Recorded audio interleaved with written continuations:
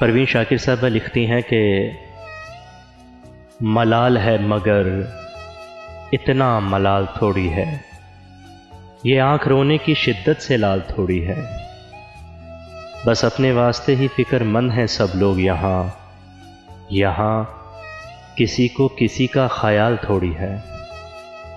परों को काट दिया है उड़ान से पहले, ये खौफे हिजर है शौके विसाल थोड़ी है।